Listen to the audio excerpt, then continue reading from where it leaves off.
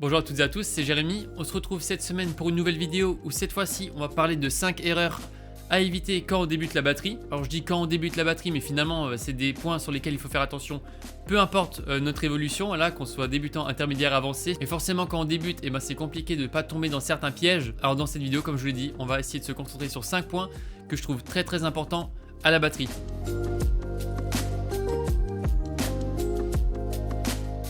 La première erreur, elle peut être toute bête, mais c'est de ne pas faire attention à comment on place sa batterie. Souvent quand on débute, que c'est la première fois qu'on pose une batterie, c'est vrai qu'on a l'impression que c'est pas très important non plus, voilà, qu'on met un petit peu les choses comme elles sont censées être, là, un petit peu au pif. Il y a quand même beaucoup de détails qui sont importants, notamment déjà la hauteur du siège, d'être assis confortablement, voilà.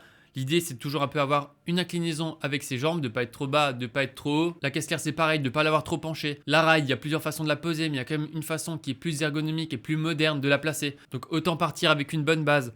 Et pour les tomes, c'est pareil, qu'ils soient toujours accessibles. En fait, il y a plein de points. L'objectif, c'est que vous êtes à l'aise, que tout soit accessible. Si maintenant je vous montre en jouant quelque chose de rapide, ça pourrait donner ça.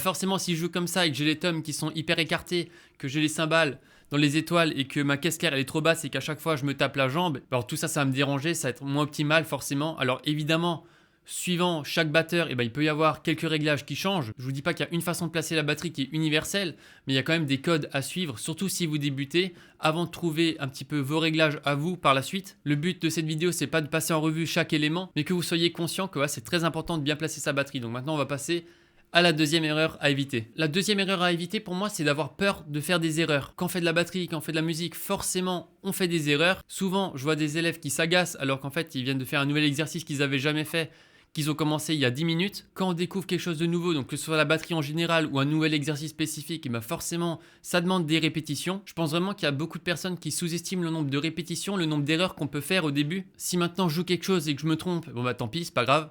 Je le refais, j'essaie de me corriger, voilà, petit à petit ça vient. Apprendre un instrument c'est complexe et forcément des erreurs vous allez en faire des centaines et des centaines. Il faut pas s'arrêter sur ça, au contraire c'est normal. Donc ne soyez pas frustrés si parfois vous mettez du temps à faire un exercice, apprendre un nouveau morceau ou peu importe ce que ça peut être. Ce que je peux vous conseiller aussi c'est toujours d'avoir 2-3 points sur lesquels travailler, ne pas rester sur un exercice que vous faites encore et encore. Le fait de varier les exercices ça va permettre aussi à votre cerveau de prendre du recul, de prendre du repos. Et quand vous allez retourner sur un exercice que vous aviez du mal à faire, vous allez voir que petit à petit, ça va se débloquer. Ce sera moins frustrant pour vous et ce sera plus efficace. Donc vraiment, quand vous vous entraînez, essayez d'avoir 2-3 objectifs en tête. Comme ça, vous pouvez passer de l'un à l'autre. Ce sera moins frustrant et plus efficace, comme je vous l'ai dit. La troisième erreur pour moi, c'est de ne pas regarder et ne pas s'inspirer d'autres batteurs. Aujourd'hui, avec les réseaux sociaux, on peut tellement suivre facilement les batteurs qu'on aime ou en découvrir. Donc si vous êtes fan d'un groupe, d'un batteur, moi je vous conseille vraiment d'aller regarder ce qu'ils font sur YouTube, sur Instagram. Ce sera toujours pour vous une source d'inspiration énorme et surtout de motivation. Moi, quand j'étais plus jeune, j'adorais certains groupes de métal comme Rammstein ou Slipknot. Et le fait d'être fan, d'aimer ces musiques, d'essayer de les refaire, de regarder des vidéos de leurs batteurs, ça me donnait plein d'idées et surtout ça me donnait envie de jouer. Alors parfois quand on débute ça peut être un peu compliqué parce qu'on va des fois voir des batteurs qui font des trucs hyper impressionnants, hyper rapides et puis on se dit mais en fait qu'est-ce que je peux en tirer de tout ça parce que j'arrive pas à comprendre comment ils font. Mais en fait peu importe votre niveau, vous pouvez toujours tirer quelque chose de ce que vous voyez. Je vais vous montrer un exemple. Si par exemple je joue ça. Quelqu'un qui débute va peut-être trouver ça impressionnant, mais il va pas réussir à voir quelle main j'utilise, à quel moment je mets la grosse caisse, sur quoi je tape aussi facilement que quelqu'un qui fait de la batterie depuis des années. Quelqu'un de plus expérimenté, peut-être qu'il va voir ce que j'ai fait, il va dire ah oui ça c'est vachement sympa, ah oui il fait comme ça, il arrive à décortiquer ce que je fais juste en le voyant à cette vitesse, et après il va essayer de le refaire lui sur sa batterie. Donc là il s'en est inspiré. Mais si quelqu'un débute, quelque chose qu'il aurait pu retenir de ce que je viens de faire, c'est déjà que je joue vite. Donc ça peut déjà motiver, ça peut être inspirant d'essayer de jouer vite, tout simplement. Et puis ensuite, il peut se dire, ok, d'accord, il a fait quelque chose sur les tomes. Moi aussi, je vais essayer de jouer rapidement, du coup, sur les tomes. Alors, ce sera pas le même rendu que ce que j'ai fait, ce sera différent. Mais c'est ok et c'est pas grave. Et c'est pas ça la question parce qu'à la fin, ça lui aura donné quand même un nouvel objectif, une nouvelle idée, une nouvelle approche. Et surtout, ça va lui faire jouer quelque chose qu'il n'a jamais joué avant. Si je dis à quelqu'un, maintenant, joue que sur les tomes. S'il débute la batterie, peut-être qu'il l'a même peut-être jamais fait, alors que ça paraît un concept qui peut être tout bête. Ou alors par exemple, si vous voyez un batteur que vous adorez, qui fait un solo et qui commence que sur la caisse claire, vous pouvez vous dire ok, moi aussi je vais essayer de faire un solo qui commence juste sur la caisse claire. Voilà, de nouveau, nouvelle source d'inspiration, alors que peut-être un batteur plus avancé, de nouveau, va réussir à voir exactement ce qu'il fait et va pouvoir voir ça plus en détail. Mais de nouveau, on s'inspire à chaque fois différemment suivant notre niveau et c'est à chaque fois ok avec ça. Petit à petit, vous allez progresser. Et peut-être que quelques mois, quelques années après, quand vous aurez progressé, vous allez revoir la même vidéo que vous avez vue. Et cette fois-ci, vous allez mieux comprendre ce qu'il fait. Vous aurez plus de recul. Vous avez progressé entre temps. Donc voilà, parce que vous avez aussi regardé d'autres batteurs, vous avez peaufiné votre jeu, etc. Pour la quatrième erreur, celle-là aussi, elle est très très importante. C'est le fait de trop se focaliser sur ce qu'on joue plutôt que comment on le joue. Souvent quand on débute, on va essayer de faire un morceau qu'on a envie de jouer ou un exercice.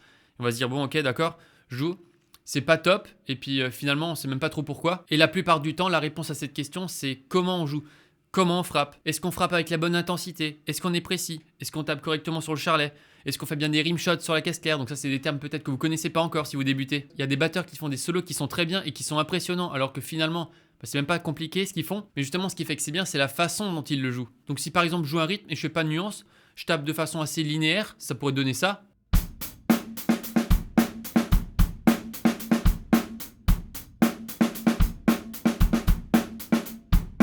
Et si maintenant je vous le rejoue en faisant attention à comment je le joue, en essayant de mettre des nuances, en frappant bien, ça donne ça.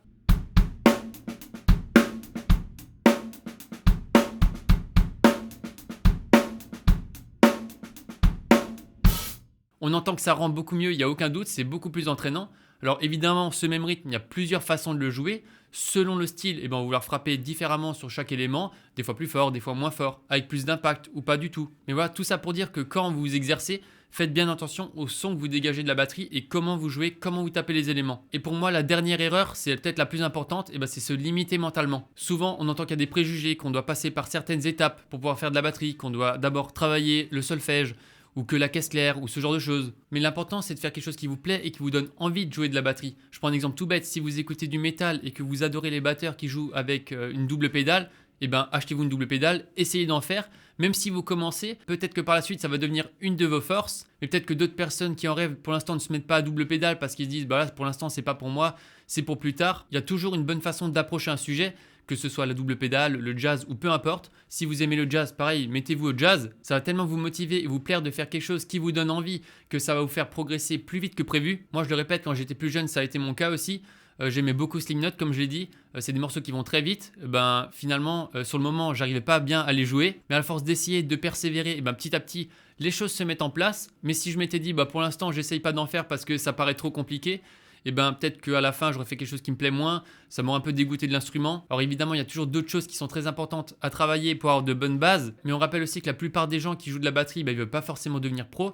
À la base, c'est un loisir, on joue de la batterie parce qu'on aime ça. Et voilà, ça c'est un point qui est très important et je voulais le partager avec vous parce que des fois on peut être très très souvent démotivé, que ce soit par des vidéos, par d'autres personnes ou même par notre propre pensée finalement. Voilà, c'est tout pour cette vidéo sur ces 5 conseils à éviter. J'espère que ça vous a plu, j'espère que ça vous a donné de nouvelles idées, de nouvelles façons de voir les choses. Si vous êtes en phase avec ce que j'ai dit et que vous débutez la batterie ou vous voulez approfondir votre jeu, je vous recommande d'aller voir notre site batterie360.com. Sur notre site, il y a un parcours débutant qui est guidé, donc vous n'aurez pas de questions à vous poser. Il y a de nouvelles vidéos de plus en plus avancées qui sortent chaque semaine, donc si ça vous intéresse, le lien est dans la description. Sur le site, vous pourrez avoir accès aussi aux anciennes vidéos YouTube et puis au PDF qui est lié à chaque fois à chaque vidéo. Donc voilà, de nouveau, si ça vous intéresse, je vous recommande d'aller voir ça. Voilà, maintenant c'est tout pour cette vidéo. J'espère que ça vous a plu et je vous dis à la semaine prochaine.